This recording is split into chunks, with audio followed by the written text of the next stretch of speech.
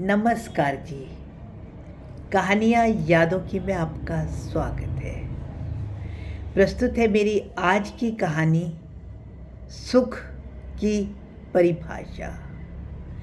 प्रिया की सासू माँ और प्रिया की मम्मी ये दोनों बहुत देर से फ़ोन में आपस में खुशी खुशी बातें कर रही थी।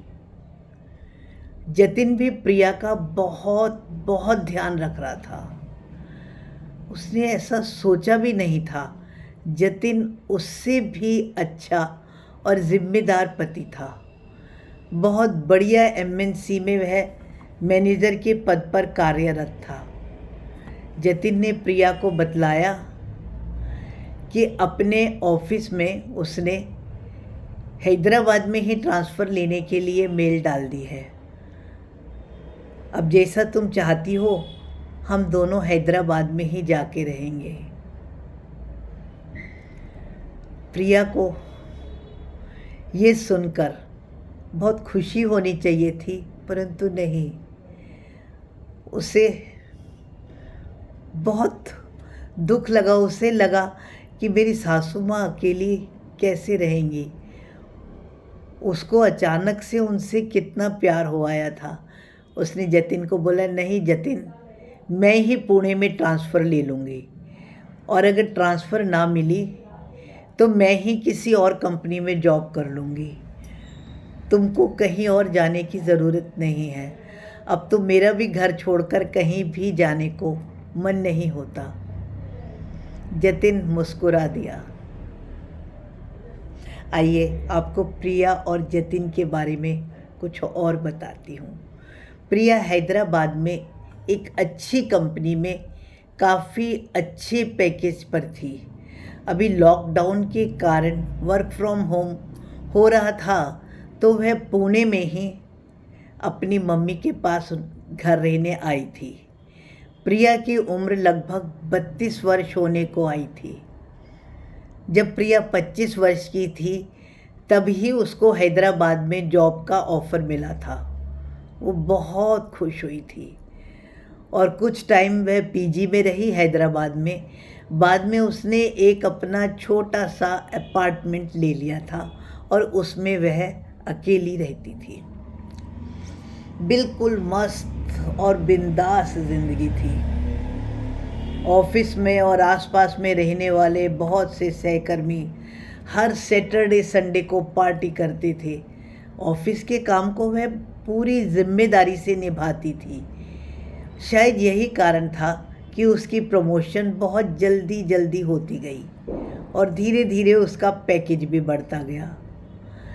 परंतु बढ़ते पैकेज के साथ उसमें घमंड की मात्रा भी बढ़ती गई। बहुत से लड़के उसके दोस्त भी बने जो कि उससे शादी के भी इच्छुक थे, लेकिन प्रिया के मापदंड पर कोई भी लड़का खरा नहीं उतरता था। उसकी बढ़ती उम्र देखकर माता पिता को भी बहुत चिंता होती थी। उन्होंने भी प्रिया के लिए बहुत सारे रिश्ते देख रखे थे, लेकिन प्रिया को अपने माता पिता का ही स्टैंडर्ड नीचा लगता था, तो उनके पसंद किए हुए रिश्ते भला वे कैसे मंजूर करती। उसके घमंड के साथ साथ उसकी उम्र बढ़ती गई और साथ साथ उसके दोस्त भी, लेकिन प्रिया को इनमें से कुछ भी बढ़ने का एहसास नहीं हुआ। न उसे अपने घमंड का ज्ञान हुआ, ना ही उसे अपनी उम्र का ज्ञान हुआ, और दोस्तों में से कौन कैसे हैं उसे ये भी नहीं ज्ञान हुआ। चाटुकारिता करने वाले, मौज मस्ती, यही उसका जीवन बन गया था। धीरे धीरे उसकी सहेलियों ने भी समय के साथ विवाह बंधन में बंधना स्वीकार कर लिया था। वह दोस्त जिन्होंने उसके सामने विवाह का प्रस्ताव रखा था कभी, और उसने उन्हें अस्वीकार कर दिया था, तो बहुत से वह दोस्त भी विवाह बंधन में बंध चुके थे। अब जब उसकी सबसे प्यारी सहेली जो कि पुणे से उसके साथ ही हैदराबाद में गई थी और काफ़ी समय उसकी रूममेट भी रही थी। ना भी तो हैदराबाद में उसका फ्लैट भी उसी सोसाइटी में था जिस सोसाइटी में कि प्रिया का फ्लैट था। अब उसने भी विवाह कर लिया था। बढ़ती उम्र और बढ़ते हुए काम के कंपटीशन ने प्रिया को काफ़ी अकेला कर दिया था। उसके चिड़चिड़े स्वभाव के कारण अब इतने आराम से कोई उसका दोस्त भी नहीं बनता था और पहले के जैसे विवाह के प्रस्ताव तो उसके पास आ ही नहीं रहे थे। हैदराबाद में उसका बढ़ता हुआ अकेलापन प्रिया के माता पिता महसूस करते थे और उसे पूना आने के लिए जिद भी करते थे। अब उसकी बढ़ती उम्र सबकी परेशानी का सबब बन चुकी थी। प्रिया अक्सर अपनी कज़न मीरा के साथ अपने मन की बहुत सी बातें शेयर करती थी। मीरा ने उसे बहुत समझाया कि तुम अपने मम्मी पापा के कहे अनुसार उनके बताए हुए किसी रिश्ते से शादी कर लो। यह हैदराबाद की भीड़ में कब तक अकेली रहोगी। लेकिन प्रिया को तो यही दृढ़ विश्वास था ना कि उसके मम्मी पापा अपने ही लेवल का कोई घर देखेंगे, वो अच्छा रिश्ता नहीं ढूंढ पाएंगे। पर अभी जब वो लॉकडाउन में पुणे आई तो उसकी कज़न मीरा ने उसे बहुत समझाया, तुम भी तो इसी बैकवर्ड जगह के माता पिता की संतान हो, लेकिन तुम कहाँ से कहाँ पहुँच गई। ऐसे ही यह जो रिश्ता देखेंगे तुम्हारे लिए अच्छा ही देखेंगे ना। और इनके भी तो जानकार ऐसे होंगे जिनके बच्चे बहुत आगे बढ़ गए हैं, जैसे कि तुम। आंटी जी की कितनी सहेलियों के बच्चे तो सरकारी ऑफिसर तक बने हुए हैं। तुम अपने घर में अपने माता पिता पर एक बार विश्वास तो करके देखो। अपने सच्चे प्यार की तलाश में हैदराबाद में तुम कितने दोस्तों को तो आजमा चुके हो। वो सब छल, दिखावा और छलावा है। लॉकडाउन में माता पिता के साथ रहते हुए, उनकी परेशानी को महसूस करते हुए, या शायद बढ़ते हुए अकेलेपन के कारण प्रिया ने मीरा की सलाह मान ली और पापा के क्लर्क दोस्त के बेटे जतिन के लिए हाँ कर दी। जतिन अपनी एमएनसी में काम करते हुए अपनी ट्रांसफ़र पुणे से हैदराबाद करवा सकता था, इसलिए प्रिया भी निश्चिंत थी कि शादी होने के बाद में भी उसकी आज़ादी बरकरार रहेगी और उसे पुणे में बिना वजह रिश्तेदारियों के झोल में नहीं फंसना पड़ेगा। जतिन अपने पिता की मृत्यु के उपरांत उसने अपनी तीनों बहनों का विवाह करवाया था, खुद को सेटल करा। इस कारण उसकी उम्र भी बढ़ गई थी। प्रिया के पापा ने जब प्रिया की शादी की बात जतिन से चलाई तो जतिन की माँ बेहद खुश हुई। चलो इसका घर बस जाए, क्योंकि जतिन की माँ की भी तो यही इच्छा थी।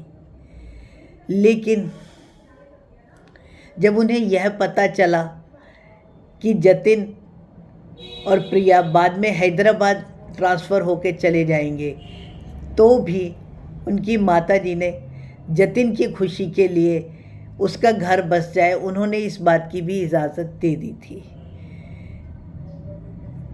परंतु आज प्रिया को महसूस हो रहा था कि वह कितना गलत सोचती थी ना, कि उसके मम्मी पापा उसके लिए अच्छा नहीं सोचेंगे, या कि घर में रहना बंधन होता है।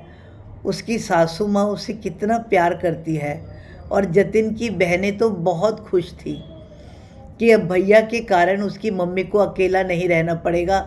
और घर में भाभी के आने से तो सारा घर खुशियों से भरा हुआ था, सब बहुत खुश थे। प्रिया यही तो सोच रही थी।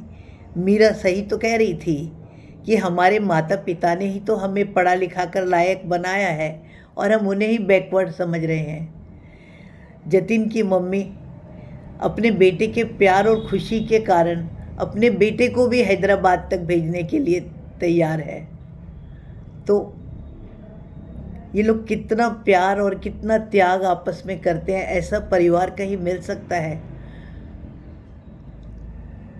जतिन भी उसकी इच्छा डालकर हैदराबाद में ट्रांसफ़र के लिए मेल डालने को तैयार हो गया था। और हैदराबाद में वो राघव के प्रपोज़ करने का ही इंतज़ार कर रही थी, तो राघव ने साफ कह दिया था, मेरी मम्मी तुमको स्वीकार नहीं कर पाएगी, इसलिए हम केवल अच्छे दोस्त ही रह सकते हैं। पर जतिन ने उससे कभी उसके भूतकाल के बारे में जानने की भी इच्छा नहीं करी। उसकी मम्मी ने उसे सर आँखों पर बिठा कर रखा है। प्रिया ने निश्चय कर लिया था कि वह कभी भी जतिन को उसकी जिम्मेदारी से भटकने नहीं देगी। आज उसे अपने माता पिता पर भी रह रहकर बहुत प्यार आ रहा था और खुद पर शर्मिंदगी। क्यों भला वे बिना कारण ही अपने झूठे अभिमान के कारण अलग थलग और अकेली पड़ी रही। कुछ ऐसा ही सोचते हुए उसने अपना लैपटॉप उठाया और अपने ऑफिस में पुणे ट्रांसफ़र के लिए मेल डाल दी। आज उसे एहसास हो रहा था, अधिकार ही नहीं, जिम्मेदारियां निभाने से भी बहुत सुख मिलता है। आज वह सुख की परिभाषा समझ चुकी थी और खुद को बहुत सुखी महसूस कर रही थी। धन्यवाद जी। मेरी कहानी पसंद आने के बाद आपके मन में कोई भी विचार आए तो कमेंट्स द्वारा सूचित करें।